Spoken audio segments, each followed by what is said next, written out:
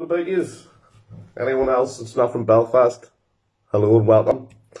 My name's Connor Owens. I'm the lead guide for a local tour company called Belfast Hidden Tours. I'm going to do a few videos, give you a wee bit of a snippet of some of the type of tours, topics we talk about. More importantly, give you a bit of a flavour for what we do. Hopefully a wee bit entertaining, not too historical. Hopefully not, but I'll start off with a wee bit of history, bit of information. Today I'm going to do one of my favourite topics, food. Love my grub, and in particular bread. So visitors to Ireland, Northern Ireland, Belfast, love our breads, especially Germans. Germans seem to love the bread. So basically, this bad boy in this package here is a Belfast Bap. So I'm going to talk a wee bit about the Bap. First of all, I'm going to look at what else we have in Ireland around bread. We have a PGI for the Waterford Blah. That's your Waterford Blah. Don't want to offend any of my friends in Waterford, Kilkenny.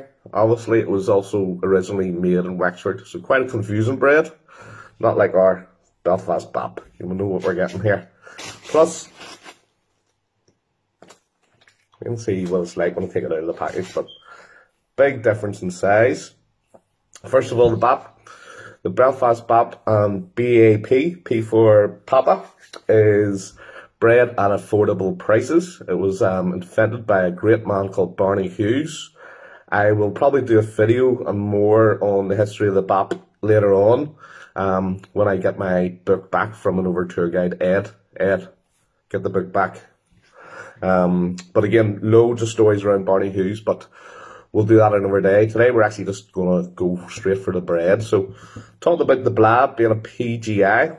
PGI stands for, it's a product of protected geographical indication. So something like champagne, in France.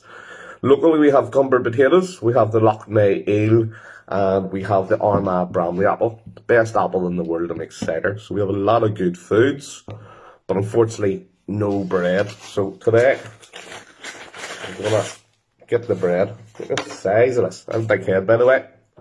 What do you notice? It's very tough. So I'm just gonna open it up here. You usually get these Baps for about 50p a pound, and one of the most popular foods in Belfast. I got into them when I was in school. I used to save my money up for CD compilations. Started off quite innocent, and then unfortunately that turned into drinking fun at the weekend. So apologies, Mum and Dad. And again, thank you, Chris O'Kane, because he's the one that used to feed me. So in terms of the fillings, we're gonna go today with classic potato, cheese and onion. I think he used to do this, or else Bakers was another one. With crisps and ham. Sometimes I go for cheese and onion and then double it up with real cheese and onion on the top as well. So check that out. I know my brother does a sausage roll Bap. For anyone that knows what a sausage roll is, yeah. It's sausage with pastry around it, and then you're putting it into the Bap, so double carbs. Very unhealthy. Again, very filling thing. I'm going with the butter, proper Irish butter. We'll say Golden Cow in the pack, not in the fridge, the way it should be. Any of my old housemates will realise, yes, I love my butter, don't touch the butter. So we're going for a crisp sandwich. Before we go to the crisp sandwich, some of our local history around the Bap. Why is the Bap? You might have heard that. So basically, alright, this flatly. Basically, I'll just open this by the way, I'm going to crush it, just make it better. So, wise the Bap is a saying about wise up. Think about it. So your head's your Bap, and as we see, the Bap's about the size of a head. My head's big, so don't worry. Another one for locals as well is the half Bap area of the Cathedral Quarter. It's named after an old roundabout, but guess what? Looked like a half Bap. So, obviously, there's a lot of local history, but also, if you think about the Bap itself, it's very much like in working class areas. So in the 1800s, when the Bap was invented, it's basically invented by Barney Hughes to feed the poor people around the famine, especially those who came into Belfast. And then what happened, see how tough this is.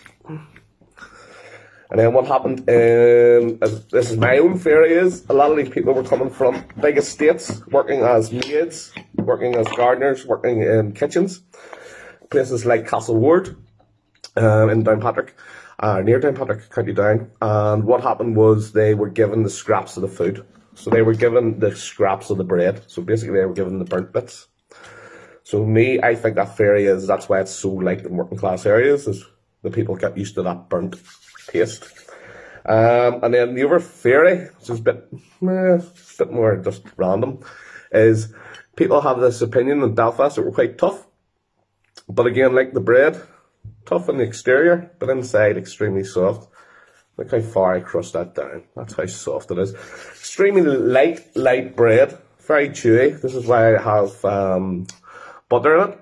And again, extremely messy.